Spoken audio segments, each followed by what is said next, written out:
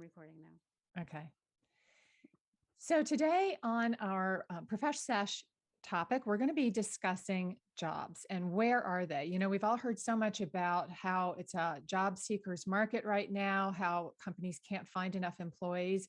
But really, what industries does that apply to? So, our wonderful talent specialist, Alisa Walters, is going to kind of point us in the direction of where the jobs are. Alisa? Yeah, happy to be back and talking about this.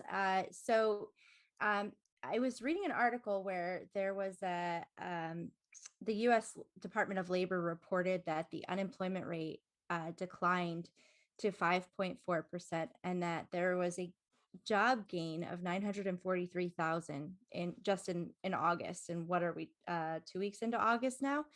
And I think it's interesting to highlight that it is exactly what you said, Sue. It is a candidates market, right? And so jobs need to be filled and people need to fill them. And so candidates, I think, really have an interesting advantage here with what we're looking at.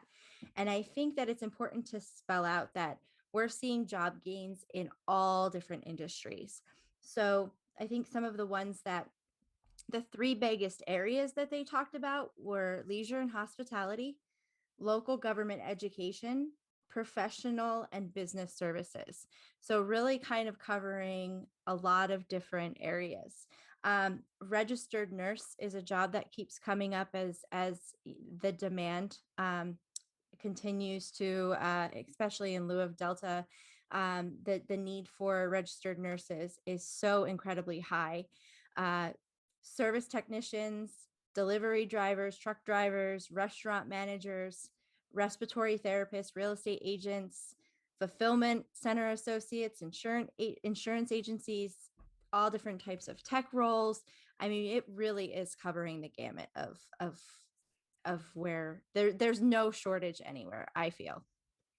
I've actually saw something about related to hospitality jobs and how the industry in general is becoming a little more nimble and robust in their offerings for employees to try to attract people back to that market, because so many people are saying, you know what, I can make more money off of unemployment versus going into work in these specific fields, and hospitality is one of them. Another thing I want to acknowledge, especially for new people in the job market, especially recent graduates, is that there are certain fields that offer tuition reimbursement. So I believe nursing at one point was one of those. So anything in like that first responder health sector is something to look into. Yeah, great call out, Vanessa. I think there's still so many jobs that still offer that. And I think now we're looking at even more additional incentives to help, whether it's alleviate the burden of those student loans or whatnot, because people want to be able to bring in talent and help in any way that they can.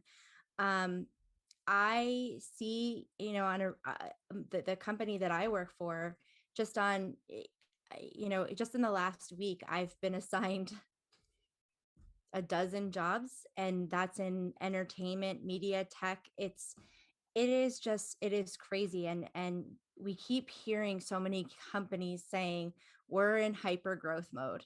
And it really is true. And I think, with the hospitality industry, a lot of people who have reservations about going back because they might be able to make more on unemployment. There's also the safety issue, right? That people don't want to be in a position where they're constantly exposed if they're being underpaid and undervalued to do so. So I think it's really important that we recognize that. Um, So I have a question. Because as there are more job openings out there, I'm guessing there are a lot of job seekers now as well. People lost their jobs during the pandemic, or as we've spoken about several times on this show, people are making pivots to new career paths. So, with that in mind, the competition is probably kind of fierce too. Can you speak to the competition and then how do you stand out? And I know we've covered some of these things in other episodes, but I think it'd be great to sort of remind people of what those things you do to stand out are, uh, on this episode, since we're talking about where the opportunities lie? Yeah, I think it goes back to making your resume stand out.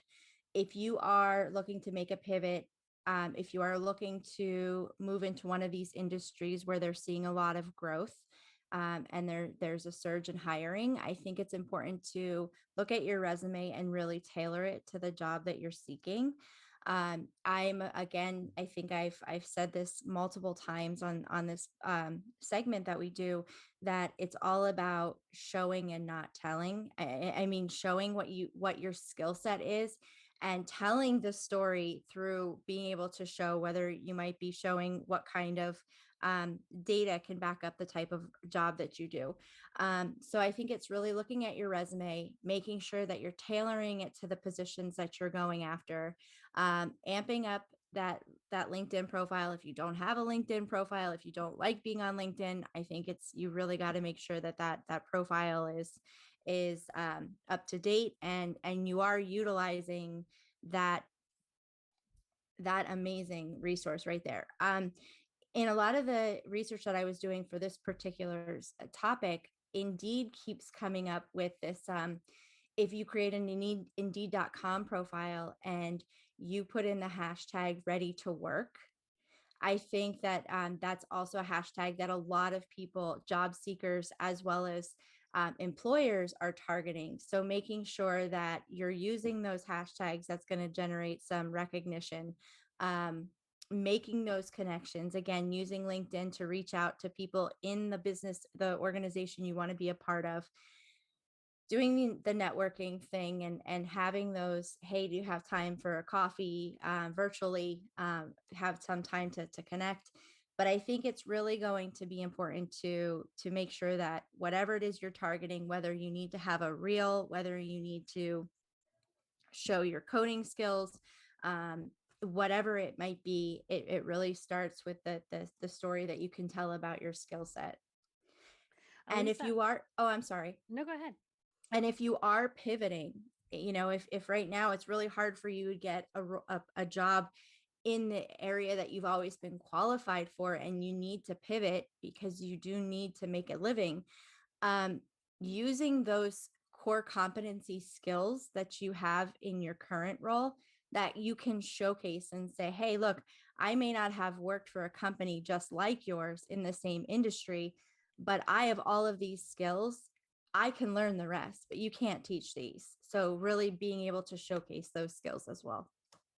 Alisa, I'm curious, in this research that you do, whenever we see these numbers, like in articles that, their employers are seeking, employees, that type of thing, is it salaried employees, or do they count like consultant work in that?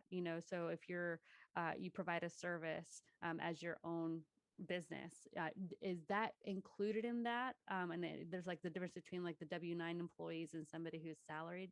Are those numbers included, or are those separate? Because that's interesting and good to know.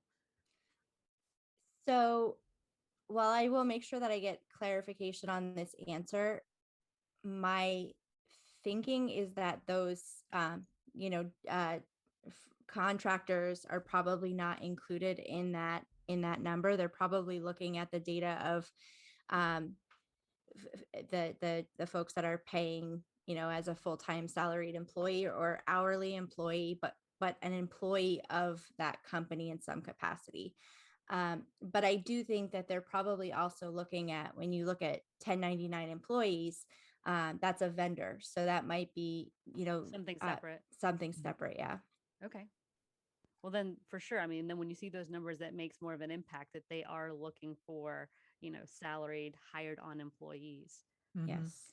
Yeah. And I thought, yeah, the point you made about the hashtag ready to work, that's the first time. I mean, I've seen on LinkedIn people have the open to work banner on their Mhm. profile, but that's really an interesting idea, ready to work as a hashtag. And you would post that on these platforms like Glassdoor and Indeed and places like that. I haven't been on those platforms in a while. So, Yeah. Yeah, absolutely.